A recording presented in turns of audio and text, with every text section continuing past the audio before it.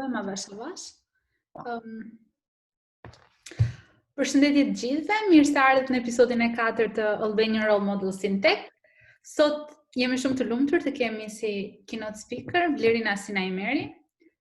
Blerina ka mbaruar bachelorin, masterin dhe PhD në Sapienza University of Rome. Më pas ka shpenzuar disa vite si postdoc në të njëjtin universitet dhe së fund dhe nga viti 2015 është bashkuar si permanent researcher në INRIA në Lyon. Unë direkt ja kaloj fjalën Blerinës, si fillim të flas pak mbi eksperiencën e saj dhe më pas me prezantimin që ka përgatitur për ne. Okej, faleminderit. Great. Screen.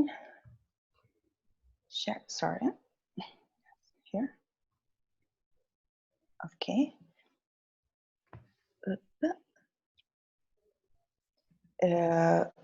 A shikoni në diçka? Apo jo? Po tani po shohim slajdet. Oh, okay, perfect. Atëherë, okay, so wait. Second. I am Control L, view, Okay, thank you. Okay, shumë faleminderit për prezantimin.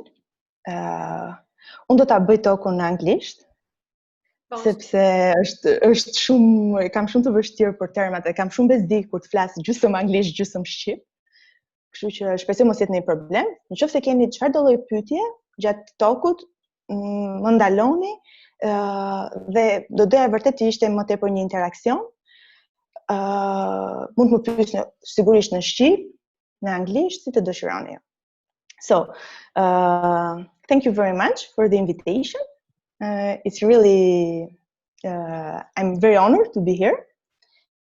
So, and thanks Teresa for the presentation. So I don't have so much to talk now, but actually just some few things. So as I did a PhD in computer science in Sapienza University of Rome, where I worked mainly on theoretical computer science. So I was mainly, for example, like graph theory or information theory. So it was very nice, very cool. And I really enjoyed working on this problem, so I stayed for 1 year more as a postdoc in the same university. And then after, I realized that what I really liked was to see some applications of the methods I have developed. So that's why I decided to move to some kind of a little bit more applied field. And what I chose was computational biology. So the choice was mainly driven by the fact that biology has a lot of problems that are very nice and need mathematical modeling, and also present a lot of challenges in computer science. And also, biology is a field that it's easy to be curious about because it offers a huge range of interesting and important questions for humanity in general and for life. So that's why in 2012 I moved to Lyon in France in a computational biology team, and from 2015 I have a permanent position at the INRIA. So INRIA is the French National Institute of Research in Computer Science and Automation. So it's a very important institute in France, and it has always been at the crossroad between academia and industry. And so our team, it's an INRIA team working in computational biology. And what is nice is that we are physically inside a biology lab that is called LBBE, so Laboratoire de Biologie, de Biométrie et Biologie Évolutive, which makes it much easier, the interaction between computer scientists and biologists. So in computational biology, to work in computational biology, actually you need expertise in different areas. So computer science, biology, and also math and statistics. So in my team, we have, well, what is fun is that we have people with all of these different backgrounds, and it's really challenging and interesting to interact with people of completely different backgrounds and with different expertise. The main research team, research thematics in my team, it's the study of symbiotic interactions between organisms. So I don't know if you know, but symbiosis, it's a long-term interaction between different species. And it's extremely important in nature. For example, you just think about pollinators and plants, or parasites and hosts. So when we study these interactions from very different point of views, some from evolutionary point of view, metabolism, and also genomics.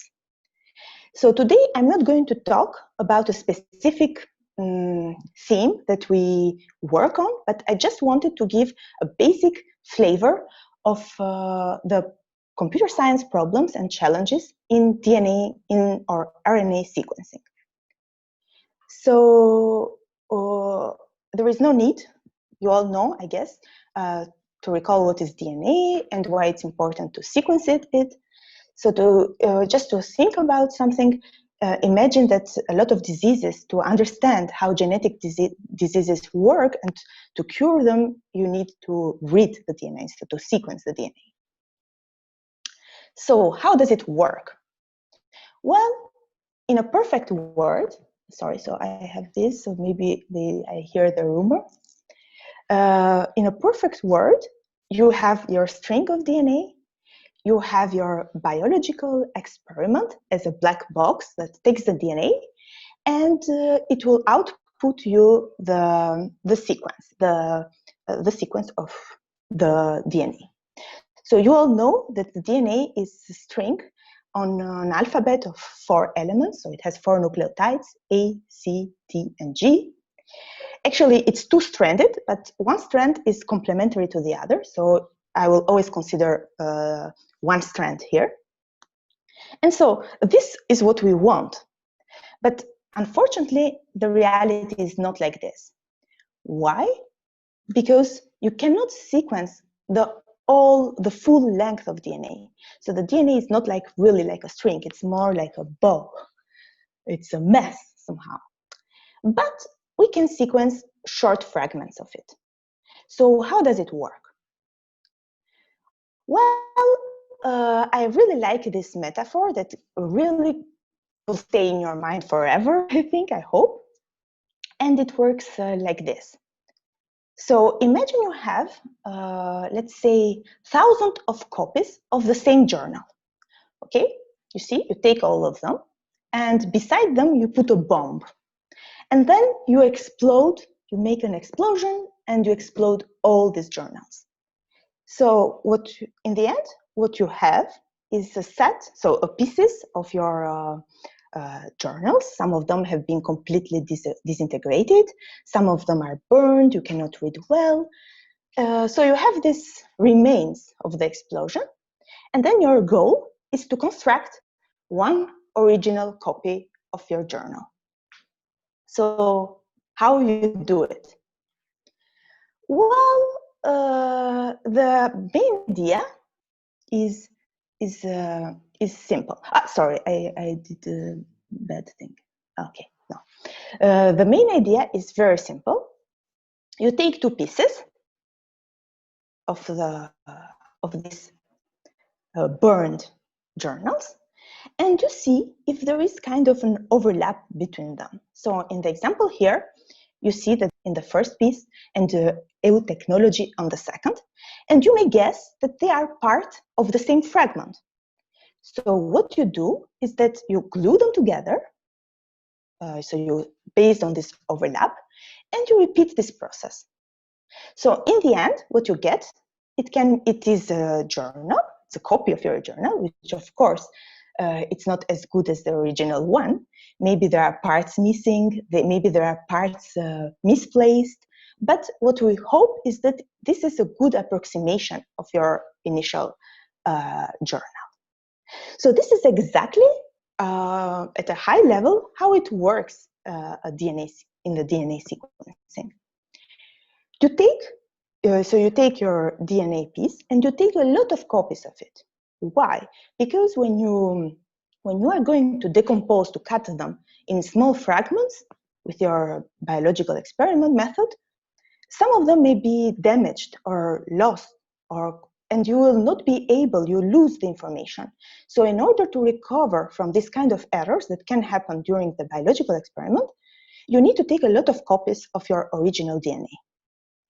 After that, you decompose them into short fragments, which you can read with, I don't know, for example, you can attach a color to each nucleotide and you can pass them read them, each one of them with laser.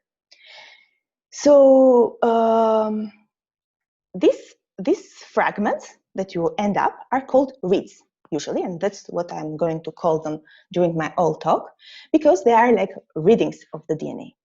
And the goal is that from this bucket of short reads, so short in compared to the whole DNA that I had in the beginning, I want to construct one copy of the original DNA. So how it is, let me tell you some of the current methods of the DNA sequencing. So I will focus in this talk in the second one, that is the next generation sequencing, that it started in the 19th, and it's a technology that now it is produced by several companies, and they produce basically short reads, and it's extremely used. And from 2010, actually, like 10 years ago, there has been introduced a new technology for sequencing, and it's a different method. It's a different biological method, and there are mainly these two companies, like Pacific Biosciences and Oxford Nanopore Technologies. And each of these two technologies have different characteristics. And the cool part about sequencing is that the research in computer science, it's very driven by the technology. So because the new technology requires new methods and poses new challenges. So from a computer science view, just what you have to remember, because the difference between next generation sequencing and third generation sequencing. So second generation sequencing produce short reads. They are basically like 500 base pairs. So base pair, it's the number of symbols in the sequence, so the length of the read. So they produce reads of length 500. And they have a high accuracy. So the error rate in these reads is almost inexistent, so less than 1%. So they are very. On the other side, the third generation sequencing, they produce much longer reads. So in fact, here the length of the reads is around 10,000 base pairs. But as a drawback, they have really low accuracy. So the error rate is like 10 to 12%, depends on the company. So we hope that it will, if this error rate drops, then it will be very, very interesting, and it will solve a lot of problems in the assembly of the DNA. Yes, please. Do you assume that yes. these are independent from one another or identically distributed? Which one, the reads, you mean? Yeah. Like after you blow up and then you collect. So, yeah. So the reads, actually, they come from the same sequence. And what you assume in the DNA is that each position, so the coverage, each position of the original DNA is covered by mainly the same number of reads. So they are pieces of the same sequence, so they are not independent. So you can have repetitions, they can have overlaps because they are pieces of the same original string. Okay. So I don't know if I answer your question. Yeah, I understand that they are not independent. So they are, yeah, they are not independent. Okay. Yeah. How do you extract the ground truth when you say that you have this much accuracy? So the accuracy comes from the experiment. So if I tell you a fragment, what is the error that I read a nucleotide wrongly from the technology that I use? So it comes from the experimental, the biological method, the technology that I use to read the fragments. So I don't know so usually, for example, in the nanopore, what is done, just to give you an idea, is that the DNA is made passed through a nanopore, so through a small, really tiny hole. And while it goes, you read the nucleotides, for example, with the laser or something. You read each nucleotide. The fastest it goes, then you are less accurate in these readings, so you make errors. And if the method is sensible, for example, there is a little bit of wind in the room, you still can make errors. So this error is not something that comes from computer science, it's something that comes from the technology itself. So when I say 12%, it's not that I know it, it's just that the guys of Nanopore, for example, say, okay, we believe that it's like this, because they tested it with known genomes, for example, when you know what is the truth, because you have done it with short reads or with other methods before. Okay. So now, what I just want to stress here is that there are two types of assembly. So assembly means that I really want to assemble the reads in the original DNA sequence. You have two types of assembly. So the de novo and reference-based. So reference-based is like this. So imagine the reads are pieces of your puzzle, and the reference genome is the photo that tells you how the result will look once you have assembled, when you have resolved the puzzle, that you have put together all the puzzle. So this is reference-based because you know what it will look like in the end. So what cases can happen? In which case it's possible to do this? So for instance, when you want to sequence the DNA of an individual because he is sick or whatever, and you already have sequenced before the DNA of humans in general, so you have a lot of other DNAs. So as these two genomes are really, really similar, you can use what you have done already as a guide for your assembly. It will not be identical, but it will help a lot. On the other side, de novo assembly is when you have no idea how the result will look like. And this is when you have to sequence new species. And you don't have a nearby species that you know the DNA is similar. So in this talk, both of these two methods require different methods in computer science. What I'm going today is de novo assembly. So I don't assume that I have the picture of the results. I don't know the results. So what can we do? So this is, of course, the most difficult case. Well, the main idea is exactly like I showed you in the metaphor of the journals. And the fundamental idea is that the information I have to use is the overlaps between the reads. And all the current assemblers today, they are all based on this. They try to use the overlaps between the reads. And the second idea is that, well, graphs in computer science provide very nice structure to represent these overlaps. So for who doesn't, I don't know now, but graph is a structure, is a simple structure, mathematical structure, where the nodes represent entities in your problem, and you have links between these nodes that represent some kind of relationship between the entities. So a typical example, I don't know, is the graph of social network, etc. So I will talk today, there are two main used graphs. The overlap graph, which is used mainly with longer reads, like the third generation data, and De Bruin graphs, which are used mainly with second generation data and short reads. So let me explain them. So the overlap graph it's quite simple to explain. Let's say you have a short set of reads. So here you have R, which is a set of 3 reads.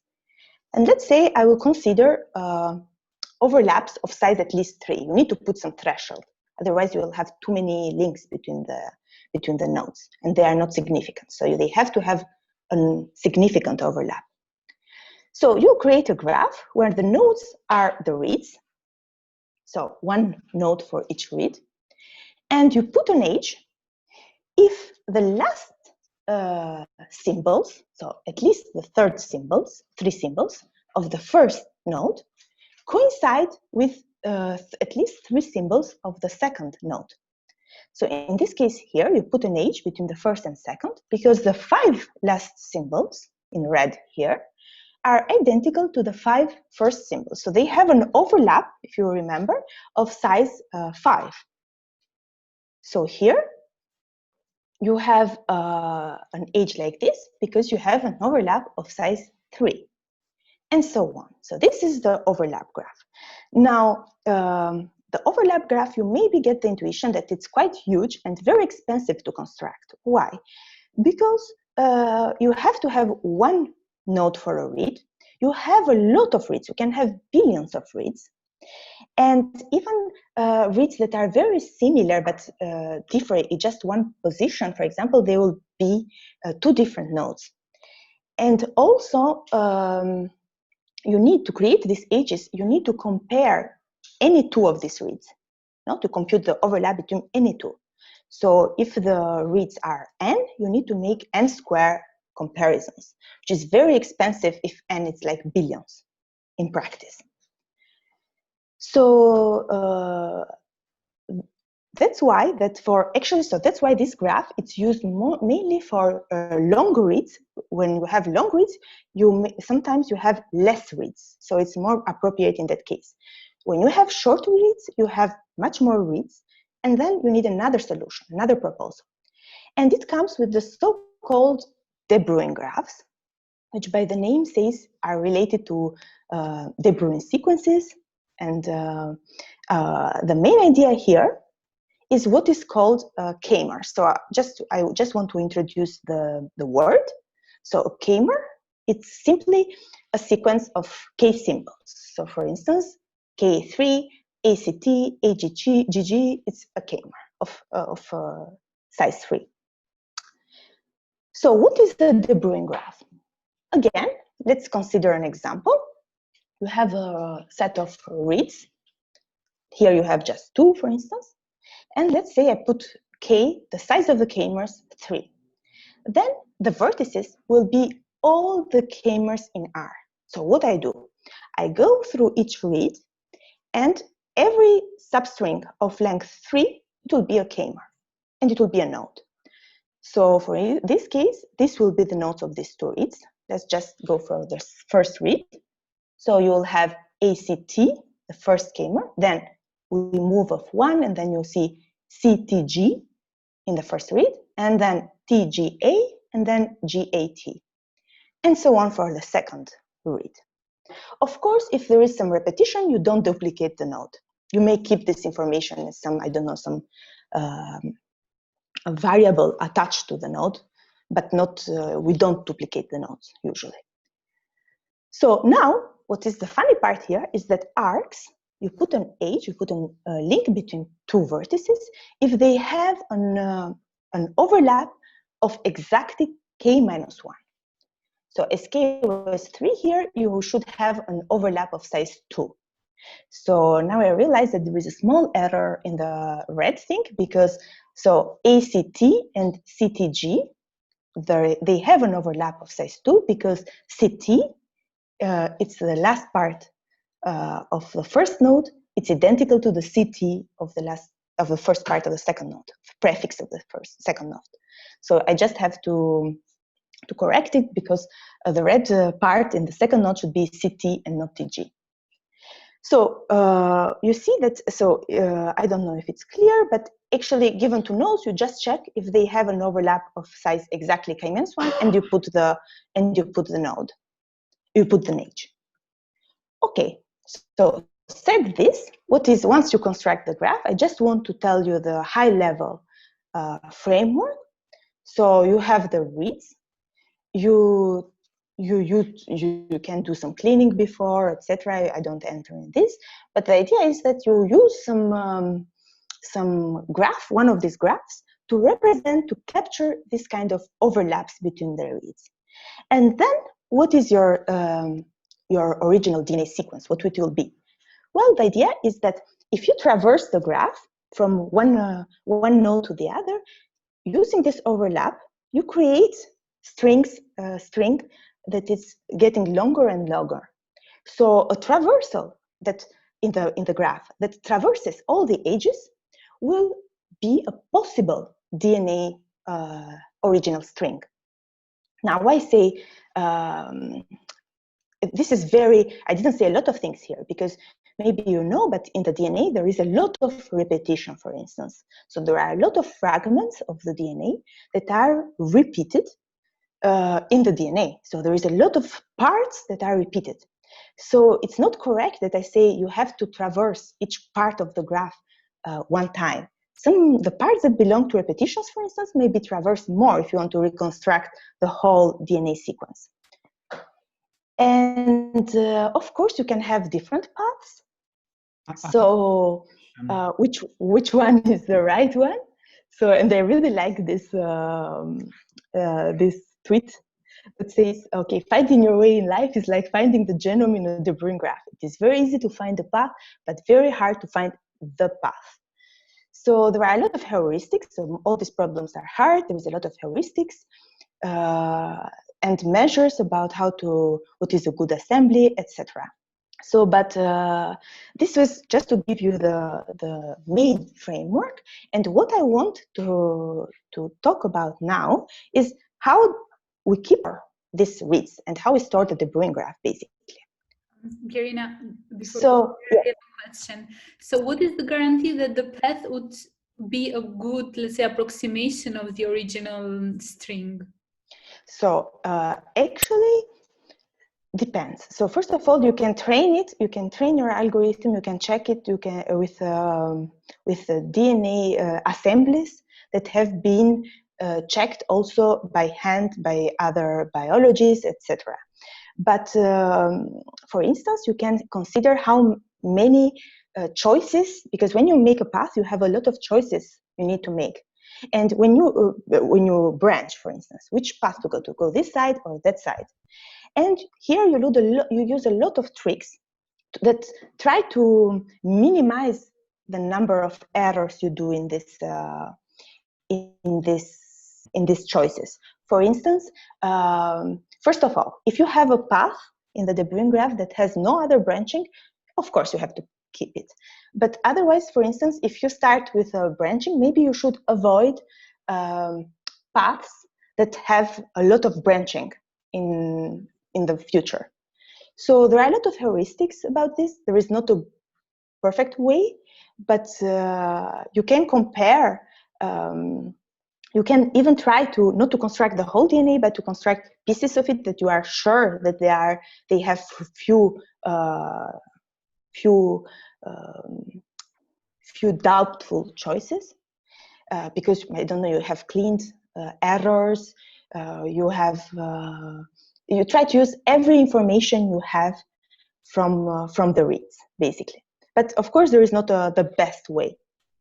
So there are also, for example, there is a very nice idea now, what is called safe paths, safe subpaths in the Bruijn graph, that basically there are different tools that do assembly, a lot of tools that do assembly, and they use their own heuristics. And the idea is to find some paths that will be output, that will be present in all of these heuristics. And this will guarantee somehow that they are true, because they passed a lot of error checks somehow. So, but I agree there is not a good and perfect way to deal with it. So, turning to the data structures, we have a lot of k-mers and a lot of reads. How do we store them? So, of course, when I say store, I want data structure that allows some queries, like, I don't know, membership. I want to know if a vertex, a node, is in the set or not. So is it present, this node, or not? I need, for example, iteration. So what are some elements in the set? I need to know what are the adjacency vertices of, so the vertices that the node is linked to. So the node, sorry, I use vertices and sometimes node, it's a default, but it's the same thing. So, or you may add other information that you want to keep, for example, the abundance. As I was telling before, there are some k-mers that appear more because, for example, they are present in the parts of the DNA that are repeated. So this, I would like to keep this information. So there is a lot of queries you can ask. So the really basic idea is that for the De Bruijn graphs, the nice part is that you only need to store the nodes, because the ages you don't need to store, they are simply inferred. Why? Because once you have two nodes, you can simply check if they have overlap of size k-1. And in that case, you say yes, otherwise you say no. So you don't need to store ages. But still, it's a lot of things to store, because imagine you have the Bruijn graph is on 4 symbols. So you have how many k-mers possible? You have 4 to the k, because k-mers are of length k. So it's really a lot of memory. So here, for instance, you see that how it escalates the memory storage really fast for different genomes. So what we do? Well, this is a really hot topic currently, and researchers are inventing a lot of tricks to have databases and data structures that are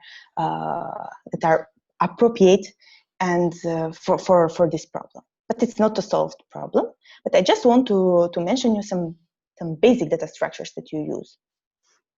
So the easiest thing is to keep the reads or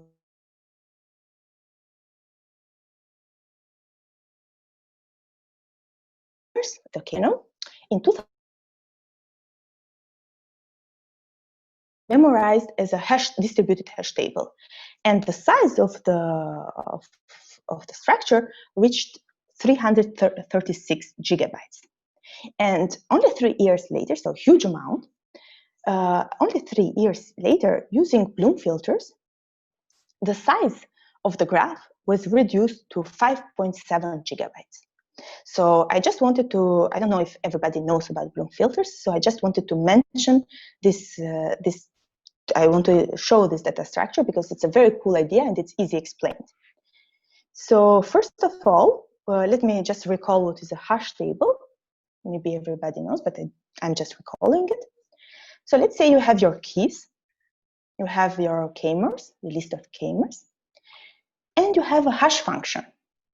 So the hash function is a function that take on a key, it gives you an index, a number, a position in a table. And so let's say, for example, the hash function of the first of AACTG, it will tell you to look at the first position when this k-mer is stored. So this hash functions are very useful because it allows you to store the elements in such a way that you can ask queries like, is X an element in constant time? Because you just compute the hash function and then you go to the position indicated in the table and check if it is there or not. However, there are some drawbacks. First of all, they can have a lot of, it's very hard to design good hash functions. In fact, it's almost unavoidable that you at some point will have collisions. So two k-mers the hash function will give you the same position, the same value, for two different k-mers. And then the situation becomes more complicated because you have to check inside, etc. So let's example here. And also in the hash function, you need to store all the items, so all the keys. So this is everything you need to know about hash functions. So for Bloom filters, the situation it's much different. So Bloom filters is a kind of a probabilistic data structure. So let's say it is based on many hash functions, but for simplicity here, I just use one. So what does it do? So let's say you have one hash function here. And for every k-mer, it will tell you, as before, a position in your vector. And what you do is that if you go to this position and put a 1. So for instance, let's say the AACTG, the hash function tells you 1. So you go to position 1 and you put a 1. So for the next one, TCAGG, the hash function will tell you 5. You go at position 5 and you put a 1. And everything else in the Bloom filter, in the vector, that no hash function goes, then it will be a 0. So what is you see here that the structure now, it's much lighter. First of all, we don't store anymore the k-mers. We just store this binary vector, okay? So if I want to know if, I don't know, TCCA is in my list, in the table, what I do, I compute the hash function. It is a 0. I go to a position 0. I find a 1, and I say yes. If I find a 0, I will say no. However, what can it happen? Well, suppose that I want to ask this question: is AATGG present? So in this table, it's not present, or it is. Yeah, I copied wrongly. So suppose it's not present. But suppose now that the hash function, it gives you 5 as a position because there is a collision. As before, hash functions are not perfect as often. It's very hard to design perfect hash functions. So it will give you a collision. So what does it mean? Is that when you go to the position 5, you'll see a 1, but this 1 is not because AATG belongs there. It's because another k-mer was present. So this is the Bloom filter sometimes can give you false positives. What does it mean? It means that when they say no, it's a no. So when they answer no, this element is not present, it means that really the element is not present. And when they answer yes, well, it depends. So they can have a percentage of false positives. So this really light structure doesn't come without price. You have these false positives. But for the nice idea of the paper in 2012 was that in the Blerina graphs, you can overcome this. Why? Because actually, although you may have a lot of false positives, actually, the only false positives that can occur for real in the queries you make are very few, very small portion of it. Why? Because usually, why you want to make queries in the database? Because you want to traverse the graph somehow. So if you are at a vertex that, for example, you know that this vertex belongs to your graph, then the only vertices that you will query about are vertices that are reachable from this one, which are not so many. And you can make a probabilistic argument to see that actually the portion of true positives that you can have, it's less than you expect in theory. And for these false positives, if you want a database without errors, without false positives, you can decide to store these vertices apart using a hash table or something else. And in that case, you combine two structures together, but you gain very much in memory, as I showed before in the graph, in the example. So, well, Bloom filters have been used a lot of times, and it's a very, very nice structure. But now there are a lot of data structures that there is a lot of work in this area for designing data structures that are dynamic, so allow insertion, allow that are light in the sense that allow to add, for example, to add additional information on the cameras, for example, the multiplicity that the camera appears, and it's a very, very nice and challenging area this now. So, well, I hope I convinced you that assembly, it's not an easy job, and that there are a lot of nice questions to be tackled. So thank you very much, and I'm ready to take questions if you have.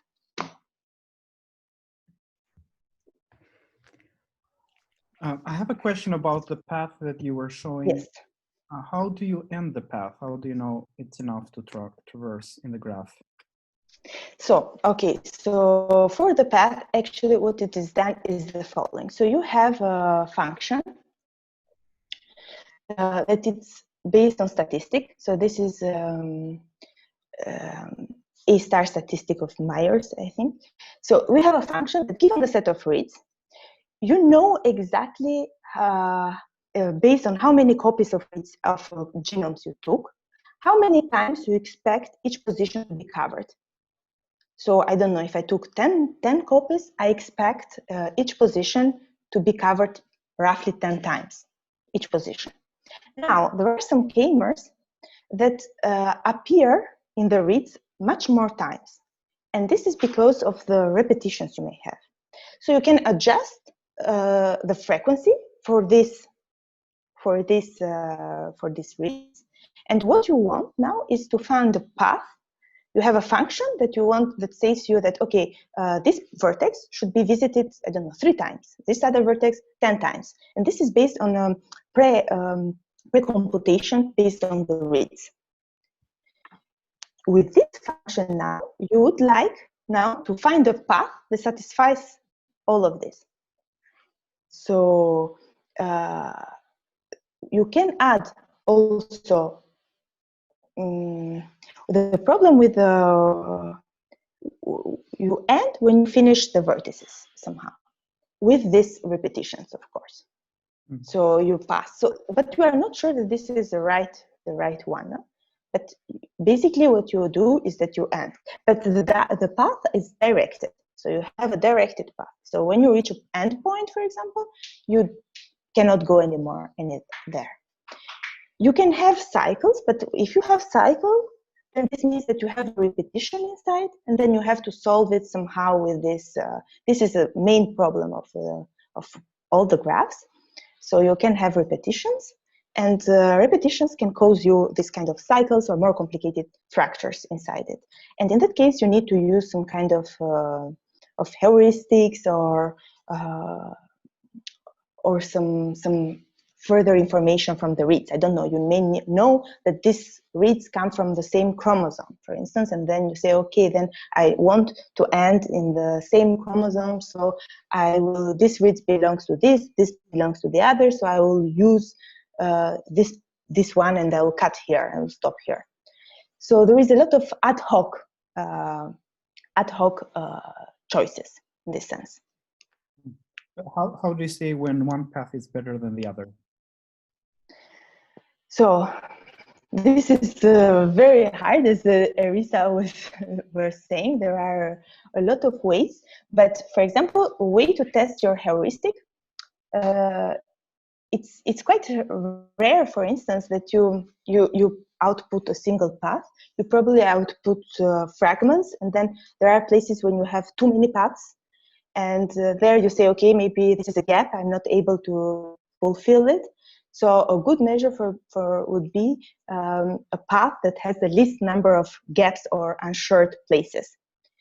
But you can add also, you can test your heuristic on paths you know the answers, or short or small genomes that have been tested and have been checked, and see how it behaves in this. And so you get some idea of how it behaves otherwise. But mostly you try to fill the gaps and as much as possible. But do you think it's possible to apply reinforcement learning? Because to me, it seems like you have a non-IID data and you can do something like a probabilistic dynamic programming. So actually, the structure, so for this kind of graphs, the problem is that everything that goes more than that goes at least quadratic in time, it's really, really hard. So it takes too much time in practice. So you should do kind of very simple visits. So you should go belong and square, basically, for this kind of graphs. So yes, you can use machine learning or techniques, but so I'm not working on this, because what I do actually, it's not assemble the whole genome, but locally assemble parts of it, basically. And the problem there for us, that we were thinking about trying to use machine learning technique, it's hard to find a good training set and train the data, but it's possible. It's just I don't know a good method on this for now. No, because I was thinking maybe if you come up with some good way to reward the path, and then maybe it's possible to framework where you can use reinforcement learning or reinforcement learning in less than n squared, maybe n log n time complexity. Yeah, n log n would be cool. Yes, yes. But I think the critical point, it's bottleneck by having a good reward function that you can reward. Yeah. Because yes. that's the main. I mean, the way I understand it is like it can beat the time complexity with the dynamic programming by having sampling of paths instead of having a greedy approach in traversing graphs. Yeah, yeah, it can be a good idea, maybe. Yes, yeah, it's maybe worth to say. So yeah. Okay. So is the graph approach the most used kind of approach for solving the problem, or there are other mainstream approaches that try to solve the same problem? So they all are based, they try to use the graph for the traversal, but mainly the graph, it's tries to capture the most information from the reads, because working directly with the reads, it's hard. So the graph, most of the approaches use graphs indeed. So yes, the ones I know about, they all use graphs. They use heuristic, statistic to guide the algorithm. But mostly they use graphs. And now for now they use the Blerina graphs mostly. And for the next for the third generation sequencing, now overlaps graphs are coming back in life, because you have few reads that indeed you can create the graph. Okay, just another question. So you mentioned that the graph is directed, but why should be directed when you just have an edge if the nodes have intersection or? So the intersection, it goes because you need to give a direction of the direction of the phrase. So the end part of the first connects with the first part of the second. So in this case, it's the direction from the suffix to prefix. So when you overlap two things, then you have the last part of the first node. If the last part of the first node connects with the first part of the second node, then probably the direction is like this: first and then second, just for the phrase. So in this way, you have the direction. Okay, so this way it will help you with the reconstruction when you will. Yes, definitely. Yeah. Sorry, I was not clear in this. I said it quickly, but yes, this is the thing. In fact, you have a directed graph, and this directs you in the path. Of course, yeah. Okay. I also another question, just for curiosity. What are some of the industries that are using these problems, or are these mostly based on kind of research labs, or they are widely used in companies? Can you repeat because I lost you 1 second? Sorry. So the problems are very cool, but as you said, they are really time-consuming and resource-consuming. So are these problems just are only researchers focusing on the problem just in academia, or it's widely used in companies or in industries? Oh yeah, for sure. It's really, so assemblers are in all the companies that want to do sequencing or offer some kind of sequencing, they use algorithms of assembly. So they are widely used in industry, of course, and actually they are, but the problems are not. So the nice part is that you can find also problems for undergrads or young students, because there is a lot of problems of different difficulty in this area that you can really find a question for everyone. But for the industry, for sure, yes. A kemi pyetje të tjera? Në sallë? Nga sallë.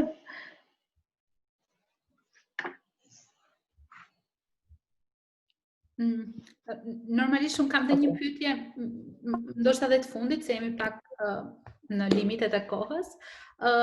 Normalisht Blerini je një, që quajmë në role model, që e fokusuar kryesisht në fushën akademike. Cilat do ishin disa nga sugjerime ose këshilla që do t'ju japësh studentëve dhe studentëve që duan të vazhdojnë në këtë drejtim?